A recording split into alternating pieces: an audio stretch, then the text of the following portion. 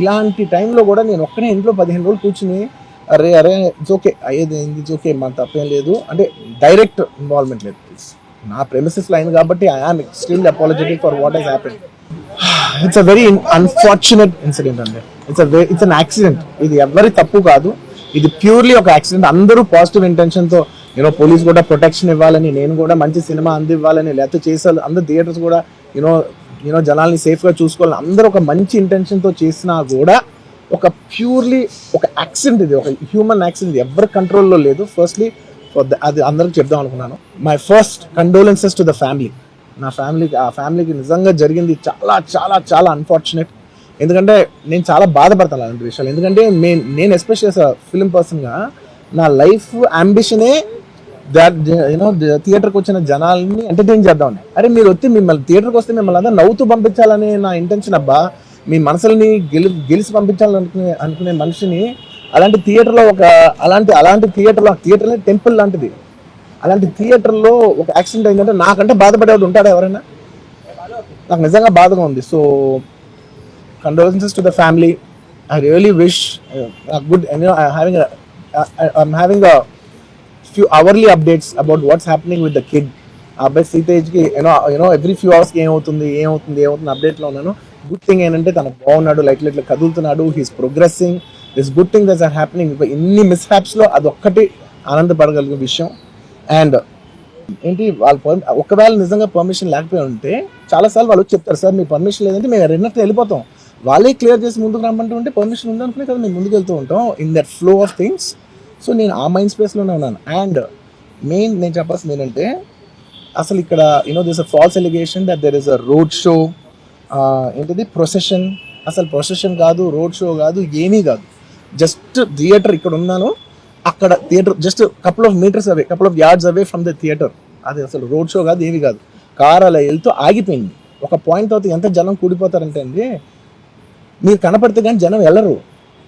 బౌన్సర్లు కానీ ఎవరన్నా పోలీస్ కానీ అందరూ అడుగుతారు, సార్ మీరు ఒక్కసారి వేవ్ చేసాను సార్ వాళ్ళు వెళ్ళిపోతారంటే మేము మామూలుగా ఎప్పుడు బయటకు వచ్చి అందరికి వేవ్ చేస్తాం. అది నేనే కాదు, ఎనీ లీడర్, ఎనీ సెలబ్రిటీ ఎవరైనా అడగండి, మనం వేవ్ చేస్తేనే వాళ్ళందరూ జరుగుతారు. ఓకే చూసాం, ఒక సాటిస్ఫాక్షన్ ఉంటుంది, అప్పుడు they start moving away.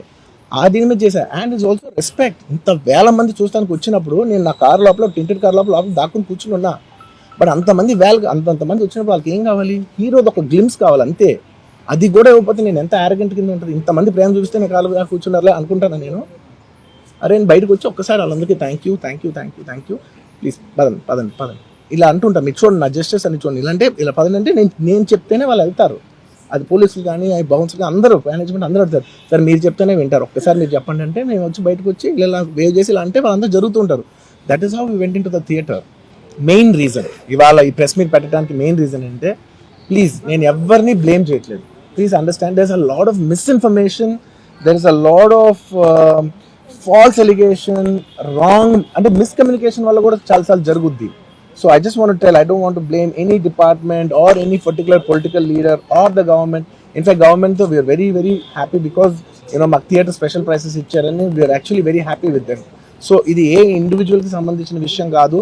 I just want to address everybody that there's a lot of misinformation. నేను ఇలా బిహేవ్ చేశాను, నేను అలా అన్నాను, నేను ఇలా చేశాను అనేది రాంగ్ ఎలిగేషన్స్ పడేసరికి I'm feeling extremely, how do you say, extremely humiliated. అంతే, it's humiliating and character assassination. నేను 20 ఏళ్ళుగా నేను ఎప్పుడైనా ఇలాంటి ఇష్యూలో 20 ఏళ్ళుగా నన్ను చూస్తున్నారు కదా, నేను ఎప్పుడైనా ఇలా చేస్తానా, ఇలా అంటానా, ఇలా మాట్లాడగలనా?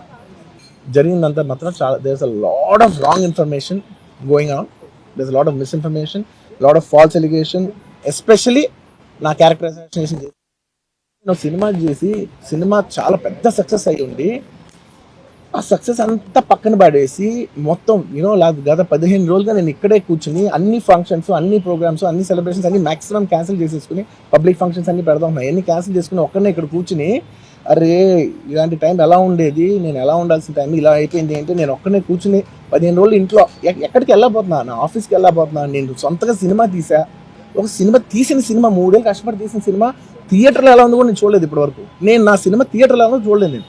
And that's my biggest education. మీరు రాబోయే సినిమాలు నేను ఎలా తీయాలి, ఇట్స్ మై లెర్నింగ్ కర్వ్. నాకు చాలా ఇంపార్టెంట్ నేను థియేటర్లో చూడటం. నేను నేర్చుకుంటా సినిమాని. నేను మీకు నెక్స్ట్ ఇవ్వాలంటే సినిమా నేను అలాంటి, నేనేం చెప్తున్నానంటే ఇలాంటి టైంలో కూడా నేను ఒక్కనే ఇంట్లో 15 రోజులు కూర్చుని అరే అరే ఇట్స్ ఓకే అయ్యేది ఇట్స్ ఓకే మన తప్పేం లేదు అంటే డైరెక్ట్ ఇన్వాల్వ్మెంట్ లేదు. నా ప్రెమిసెస్లో అయింది కాబట్టి I am extremely apologetic for what he's happened.